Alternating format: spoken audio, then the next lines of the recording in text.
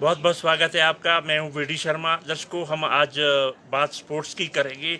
हमारे साथ इस वक्त जो है स्पोर्ट्स से संबंधित बहुत बड़ी हस्ती है, राजेश भंडारी जी है।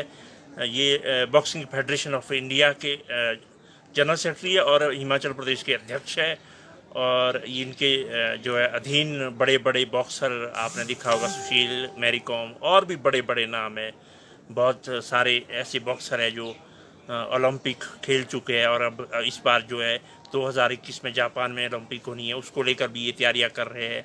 कोरोना काल में स्पोर्ट्स की क्या स्थिति है, दर्शकों, ये जो है हम आप इनसे जानेंगे कि भंडारी जी जिससे हम पूछेंगे कि कोरोना काल में जो है प्रदेश या देश में क्या स्थिति है स्पोर्ट्स की और क्या करना चाहिए आने वाले समय में, इस पर भी बात करेंगे। दर्शकों, तो आप सभी से हमारी अपील है कि आप कुछ समय के लिए बने रहे और अगर आपके कोई सवाल भी हो तो आप इनसे सवाल भी पूछ सकते हैं। हम इनसे आपके सवालों का जवाब भी लेने की कोशिश करेंगे और इनसे जानेंगे कि अब स्पोर्ट्स में देश भर में खासतौर पर बॉक्सिंग में क्या चल रहा है और क्या कोरोना काल में जो है स्पोर्ट्स शुरू करना चाहिए, ये भी हम इनसे पूछेंगे। तो दर्शकों, बहुत बहुत स्वागत है भंडारी जी आपका। धन्यवाद शर्मा जी। सर, आपसे जानना चाहेंगे देश में क्या स्थिति है इस वक्त, अगर हम बात करें स्पोर्ट्स की, और आप लोग क्या करें स्पोर्ट्स के लिए कोरोना काल में। पहले तो मैं सभी दर्शकों का स्वागत करना चाहूँगा इस प्रोग्राम में आपके जो है, जैसे आपने पूछा कि कोरोना काल में स्पोर्ट्स जगत में भारतवर्ष में और प्रदेश हिमाचल प्रदेश में क्या गतिविधियाँ चल रही है। जैसे कि सबको मालूम है कि सारी एक्टिविटीज़ बंद है, लेकिन हाल ही में भारत सरकार ने कुछ शर्तों के साथ स्पोर्ट्स को शुरू किया है अपने सेंटरों में। Sai means sports authority of India के सेंटर में कुछ खेल शुरू किए हैं। जैसे मैं बॉक्सिंग की बात करूंगा तो हमारे बॉक्सिंग का कोचिंग कैंप उन बॉक्सरों के लिए जो ओलंपिक्स के लिए जिन्होंने क्वालिफाई किए हैं, तो 9 भारतीय बॉक्सर्स अभी टोक्यो ओलंपिक्स के लिए क्वालिफाई किए हैं। जो जैसा सबको मालूम है कि ओलंपिक्स पहले 2020 जुलाई में होने थे, लेकिन उसको पोस्टपोन कर दिया गया कोरोना की वजह से। अब ये डेट जो नई डेट आई है 23 जुलाई से 2021 को, तो इंडियन बॉक्सर जो है 9 बॉक्सर इसमें क्वालिफाई कर गए हैं, जिसमें कि एक जो सभी जानते हैं मैरी कॉम के साथ 5 लड़कियां और हैं। और खुशी की बात यह है कि हमारे हिमाचल का बॉक्सर भी आशीष चौधरी इसमें पहली बार क्वालिफाई किया है। ये पहला बॉक्सर होगा हिमाचल प्रदेश का जिसने कि ओलंपिक्स के लिए क्वालिफाई किया है। तो इनके लिए हमने coaching camp SAI centre Patiala में शुरू किया है। ये सारा कैंप जो है government of India, sports authority of India के अंतर्गत जो गाइडलाइंस दी गई है उसके अनुसार ये कैंप लगाया जा रहा है। ये कैंप हमारे जो फॉरेन एक्सपर्ट है, high performance director mister Santiago, उनके अधीन चल रहा है। उनकी देखरेख में ये कैंप चल रहा है और इसमें हमारे अन्य कोचेज़ भी जो हैं कुटप्पा, उनके साथ 6-7 कोचेज़ और हैं जो जिनकी देखरेख में ये कैंप चल रहा है। तो हमारी कोशिश है कि ये रही है कि आने वाले समय में जब भी ओलंपिक्स के लिए हमारे बॉक्सर जाएंगे तो फुली ट्रेंड होने चाहिए वो, ताकि हमारा प्रदर्शन ओलंपिक्स में भी अच्छा रहे। इसमें मैरी कॉम के साथ साथ दूसरी लड़कियां भी प्रैक्टिस कर रहे हैं। टोटल 9 बॉक्सर आज इसमें प्रैक्टिस कर रहे हैं। सर, आपसे जानना चाहेंगे स्पोर्ट्स को लेकर आने वाले समय में, हालांकि कोरोना काल चल रहा है, क्या करना चाहिए देश भर में और प्रदेश में भी, क्या अगर स्पोर्ट्स को शुरू किया जाए तो आप क्या राय देगी सरकार को। आपने बहुत अच्छा सवाल किया है ये कि कोरोना काल में खेल गतिविधियों को कैसा चलाया जाए, जबकि हम लोग संयुक्त रूप में अभ्यास नहीं कर सकते हैं।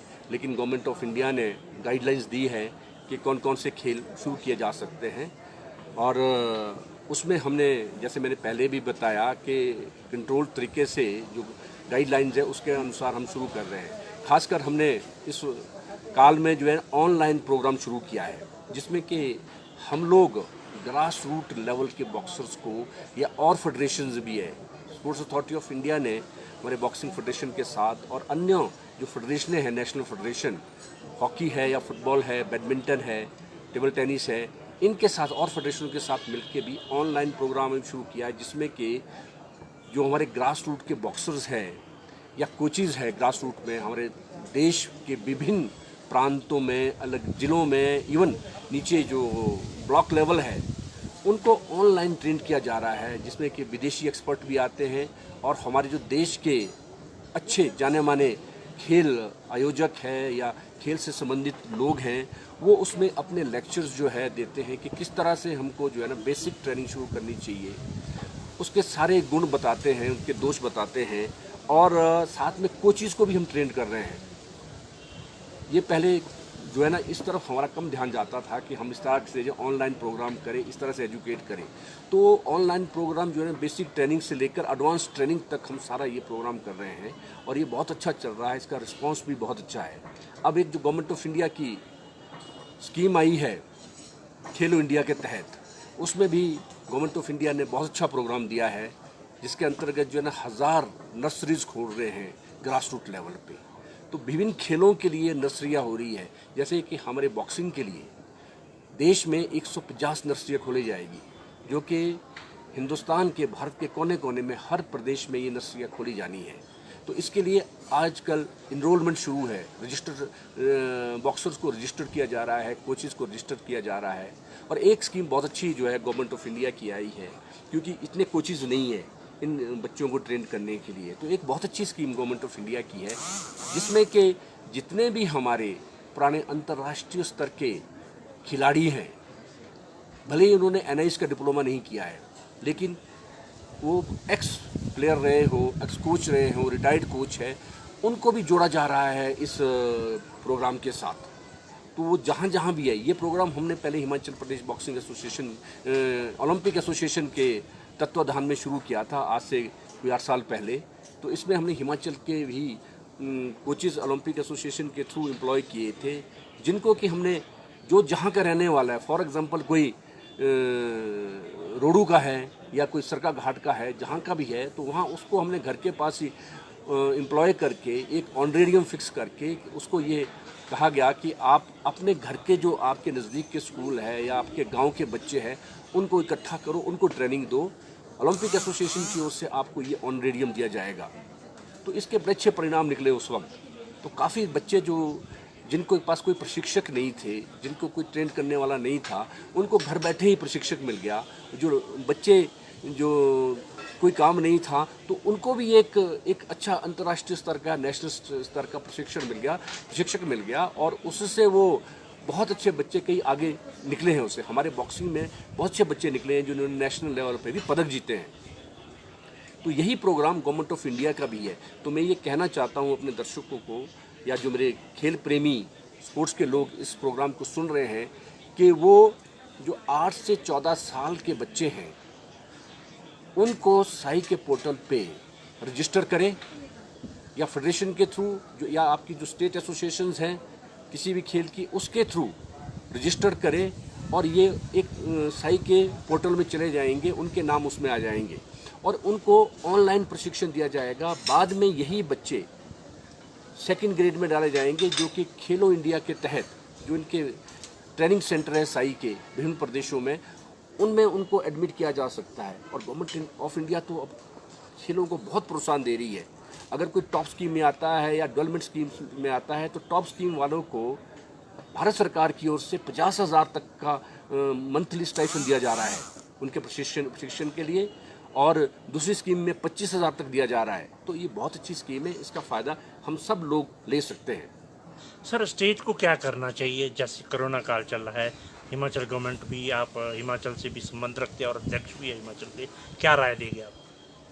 मेरा तो कहना इसमें यही है कि हमें भी स्टेट गवर्नमेंट को, जो हमारी खेल संस्थाएं हैं, स्टेट एसोसिएशंस हैं, उनके साथ मिलकर के ऑनलाइन प्रोग्राम शुरू करना चाहिए। स्टेट एसोसिएशन को इन्वॉल्व करना चाहिए और उनको ऑनलाइन प्रोग्राम जो है, जो हमारे बच्चे नीचे ब्लॉक लेवल पे हैं या पंचायत लेवल पर है, उनको इनरोल करना चाहिए। एक तो क्या होगा कि जो हम कैच देम यंग का नारा लगाते हैं ग्रास रूट लेवल पे, उन बच्चों को इस वक्त हम आइडेंटिफाई कर सकते हैं।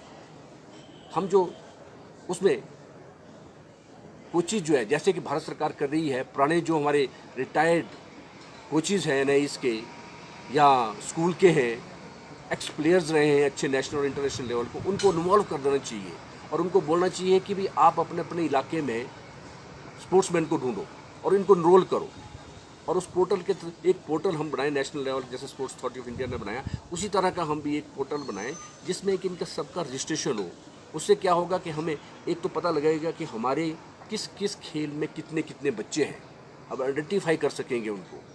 और दूसरा, जो बच्चे आजकल जिनके पास कोई काम नहीं है, क्योंकि स्कूल भी बंद है, बच्चों के पास कोई खेलने कूदने का कोई जगह नहीं है, तो वो बच्चे भी इन्वॉल्व हो जाएंगे, उनका टाइम भी पास होगा और दूसरा खेल जगत में भी खेल के प्रशिक्षक भी मिलेगा। क्या क्या उम्मीद करें आने वाले समय में, कब स्थिति सुधरेगी और स्पोर्ट्स शुरू हो जाएगा? क्या अपने स्पोर्ट्स के जो प्रेमी हैं उनको क्या संदेश? मेरे विचार में स्थिति तो आप सभी जानते हैं कि जब तक वैक्सीन नहीं आया तब तक तो स्थिति सुधरने का कोई चांस नहीं है, लेकिन फिर भी हमें केयरफुल रहना चाहिए। जो भी गवर्नमेंट के इसमें दिशा निर्देश आते हैं हेल्थ के, उसका अनुसरण करते हुए हमें खेलों में जो है ना अपने बच्चों को भेजना चाहिए। अभी जिम्नेजियम शुरू हो चुके हैं, ग्राउंड में भेजना चाहिए। खासकर जो इंडिविजुअल गेम्स हैं उसमें तो हम बच्चों को भेज ही सकते हैं।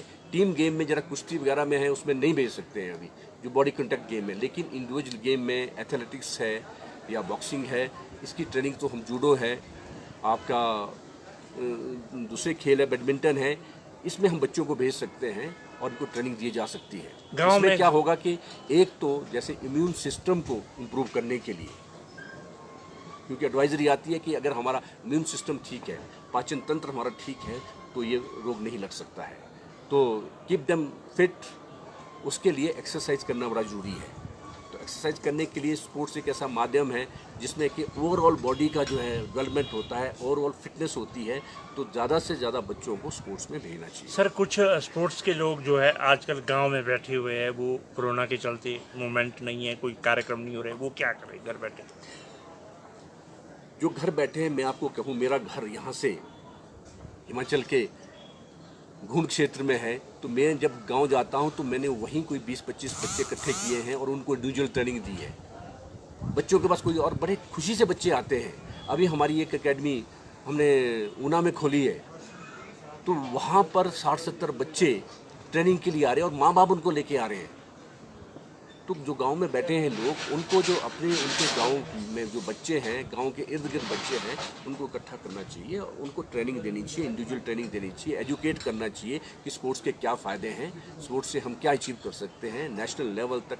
अब तो स्पोर्ट्स को बहुत बूस्ट मिल रहा है नेशनल लेवल पर, इंटरनेशनल लेवल पर भी, तो उनको हम इंकरेज कर सकते हैं, जो हमारे लोग पुराने लोग गाँव में बैठे हैं। शुक्रिया सर, बहुत बहुत शुक्रिया हमारे साथ। Thank you.